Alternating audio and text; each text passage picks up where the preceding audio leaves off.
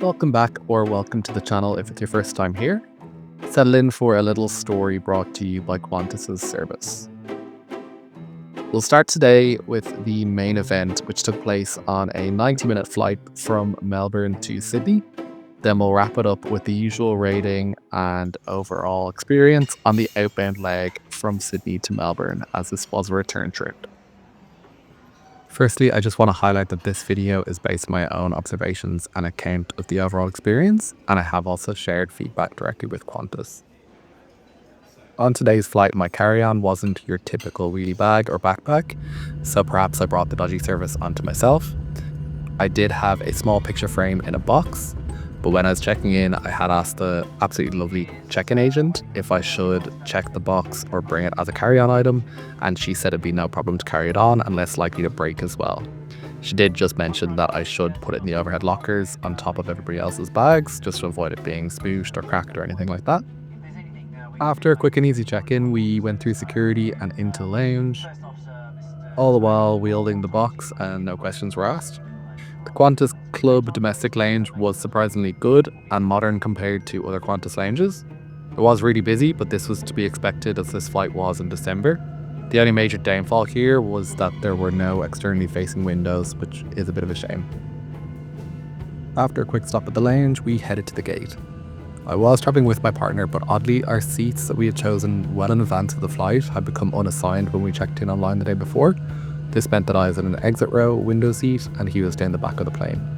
I definitely wasn't complaining about the legroom, and thankfully it was a short flight, so we let the issue slide. When it came to boarding time, there were two separate queues. The gate agent of my queue scanned my boarding pass, everything was fine as I was walking to the jet bridge with my box. It's pretty much at the door of the jet bridge at this point, and then the gate agent in the other queue, who I'll just call Sass for ease, screamed over and said, "Where are you going with that?" I could only assume that she was referring to the box, because what else would she be referring to? So I just explained back to her that the check-in agent had said it was okay to bring on board and to put it in the overhead locker, to which she responded saying, "Who told you that?" As if I actually took note of the check-in agent, and in all seriousness, I don't believe she'd know who the check-in agent was anyway. I feel like Qantas is quite a large company. After an awkward silence, I just asked her if she thinks it'll fit, and I also said I'm happy to check it in or to just bin the frame if needed. And she just responded saying, "I guess we'll find out, won't we?" So after that, I just decided to head on down the jet bridge because she obviously didn't really care, and she got back to scanning her boarding passes at this stage anyway. When I made it down the jet bridge, the cabin service manager was greeting people at the door. She was also lovely, similar to the check-in agent, and she just told me to pop the box in the overhead locker, as I had already been told. So I got to my seat, and what do you know, I was able to fit the box in the overhead locker. It was actually really small in comparison to a lot of bags, so it just slotted on top of everybody else's bags. And I settled into my seat at this stage. After I settled in and boarding was completed, I noticed that the Sassy gate agent was now aboard the plane, and she was also cabin crew, which is great. As I was seated in an exit row, this also meant that we were getting the additional safety briefing in addition to the safety video that they played, and it was the same gate agent that was doing the safety briefing for the exit rows. So I just made sure I was on best behavior, giving her full eye contact, nodding along to the safety briefing. I had AirPods in, but they were in transparency mode, so I was absorbing every word that she was saying. But in the middle of the briefing, she took a long stare back at me, like dead into my eyes, and just said, "Can you even hear me?" So I just said back to her, "Yes, I can hear you. My earphones are in transparency mode." Then she just said, "Okay then," and then went back to the briefing. When she was finishing up the briefing, strangely, she then turned to the guy right next to her, so just next to her hip, like in the row beside her. And he was also wearing earphones as well. And nice as pie, she just goes to him and just says, "Sorry sir, oh, could you hear that okay? Do I need to repeat anything?" Anyway, after this, I thought there couldn't possibly be any more Sassy encounters until after takeoff. So as I was in a exit row and I was trying to be on my best behavior, I had put literally everything in the overhead locker. So that included my water bottle, which thankfully was only around a quarter full anyway. So that was in the side pocket of my backpack, which was up in the overhead locker. And after takeoff, while the seatbelt sign was still on, she was coming down the aisle. Look behind, I could see her coming down. Then she stops at the row behind me, which is where my bag was. And she opens up the overhead locker, and then I could just see her just rummaging through bags. I was like, oh, I wonder what she's looking for. Then eventually she just whips out my water bottle. It just screams, "Who owns this?" And I was like, oh god, that is my water bottle. So I stuck up my hand and I was like, that's mine. At this stage I didn't even realize it had leaked. And when she came over, and it had dribbled a little bit, so it's one of those water bottles with a straw that falls down on top. And then I take it off her, and I was like, oh god, I'm sorry. I was like, I don't have any tissues or napkins. Although saying that, she just walks away. I kind of thought she might have gotten me one because the seatbelt sign was still on, so I couldn't get it myself. Anyway, that was fine. And then after the seatbelt sign was switched off, I got up, I just checked in the overhead locker to see if there was any damage to other bags. Thankfully, the little leakage was just contained to my bag, so my bag was a little bit moist and that was about it, so it was fine. After that, I just didn't engage with her for the rest of the flight. She was the person to offer the snack to us, which was a beef sandwich. I didn't want that anyway, so I just said, no, you're fine, thanks. And then there was a drink service as well. I decided to just stick to the little bit of water that I had left. When we landed and were disembarking, I got my ass off that plane as quick as possible, just to ensure there was no more encounters with Sassy Max Sassalot. And thankfully at the door it was just the cabin service manager and a different crew member. Now for the more positive journey with a less dramatic crew, let's look at the flight from Sydney to Melbourne.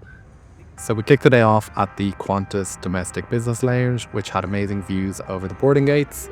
The lounge itself was decent, and I believe it was recently refurbished in 2024. There was plenty of seating and the food selection was okay. Before we jump into the Sydney to Melbourne leg entirely, I just want to go through a quick comparison of Qantas's prices on this route, what's included and how they compare to the competition as well. The dates I've plucked for this comparison are for a return journey flying from Sydney to Melbourne on Tuesday the 13th of May, then returning on Friday the 16th of May 2025.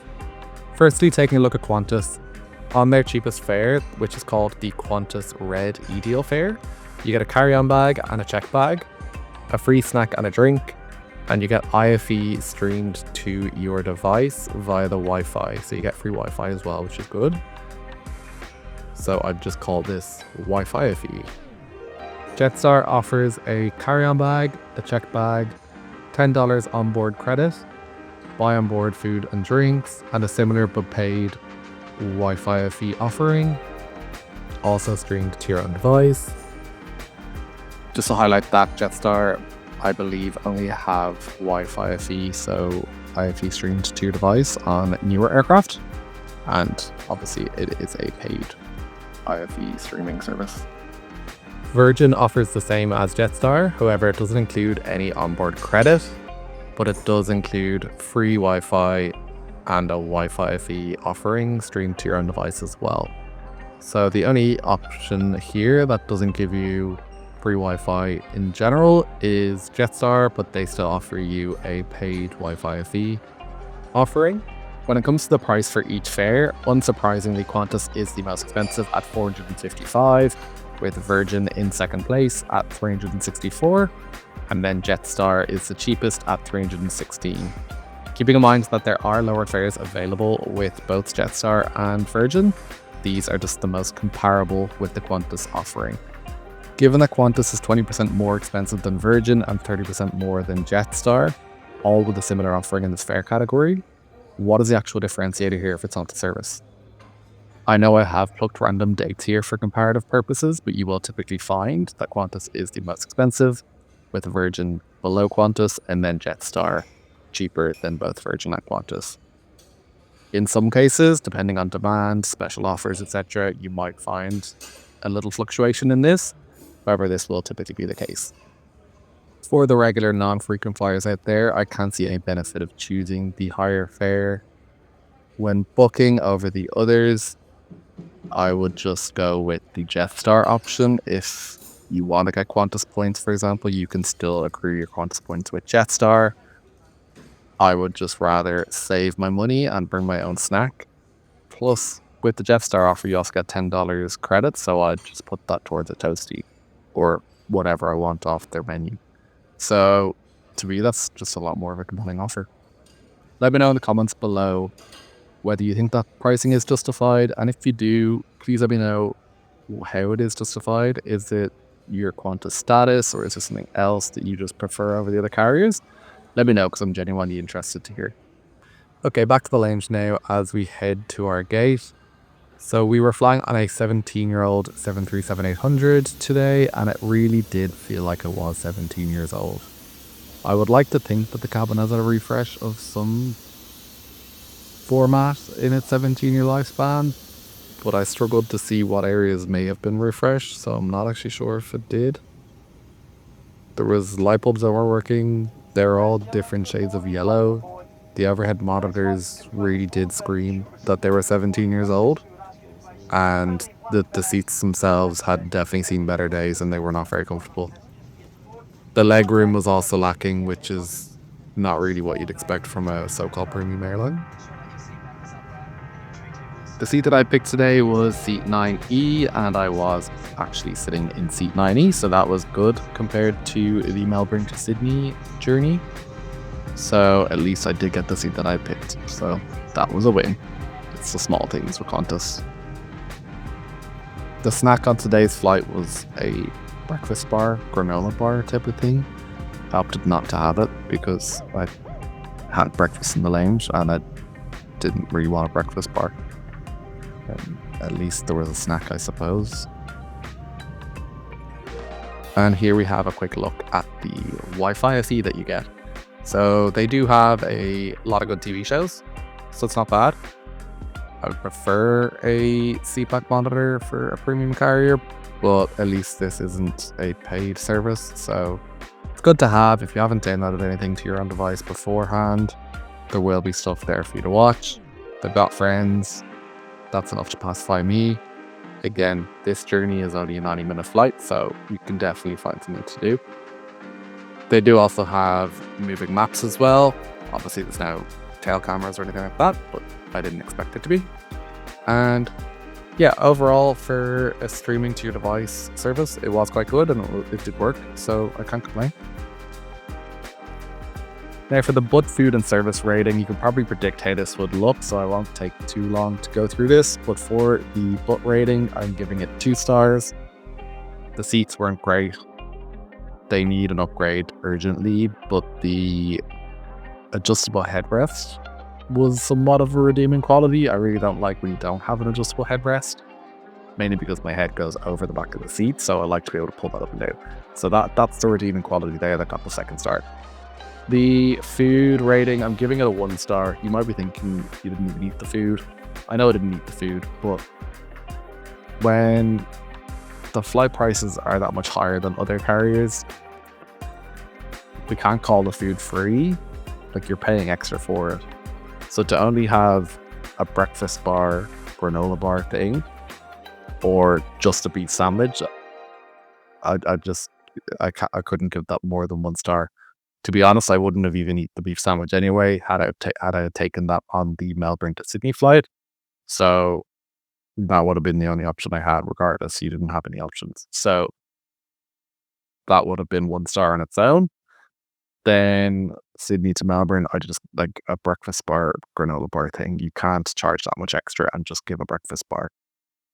While I know there's obviously limitations to what they can do on a 90-minute flight in the cabin, I think having lower prices and a paid food menu would actually have gotten better star ratings than this.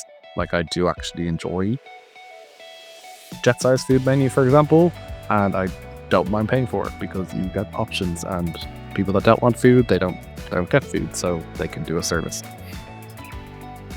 same at Virgin. So that is the 1 star. Then for the service, I'll give that 2 stars. While we had one bad egg that wasn't particularly nice, i.e.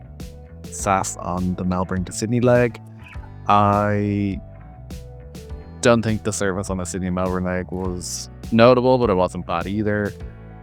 And yeah, I'd give it 2 just because of that. So, and also the cabin service manager on the Melbourne to Sydney flight was nice at the door. So yeah, overall gets a 2, but it was brought down obviously by the Sass. Overall, that gives Qantas a 1.5 stars out of 5, which I think is a justified 1.5 stars. It's not terrible, could have been worse. And yeah, as mentioned, there is some redeeming qualities, so that's how they got the 1.5. Would I fly Qantas again? I'm going to have to say yes to that, and you probably expected a no, but there will be circumstances where there is no other options. And as I mentioned earlier, they are going through a fleet renewal at the moment, and there is some flights in the future that I might want to take, such as Project Sunrise, for example. And I do believe they are trying to make improvements. For example, in response to my feedback, they did get back to me within 3 days. They did apologize and acknowledge that it wasn't a great experience, and they credited my account with 5,000 Qantas points. I didn't ask for Qantas points or anything. It wasn't a two-way conversation. It was just me submitting the feedback, and then they just responded and had credited the account already. I don't accrue Qantas points or anything like that anyway, so it's not something that I would typically use. I don't think I will use them before they expire, but it was still a nice gesture all the same.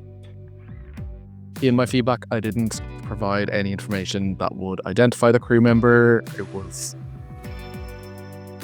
pretty much what was shared in this video, and I wouldn't want to get that crew member into trouble or anything like that. I just think there's overall service improvements that could be made at Qantas to address this. I do understand that it is a very high pressure job. They've got a lot to do, and it could have been anything that was impacting that person's mood on that day. So overall, I appreciated the gesture, and yeah, I do think they can get better, and hopefully if I do fly them again, it is a solid experience.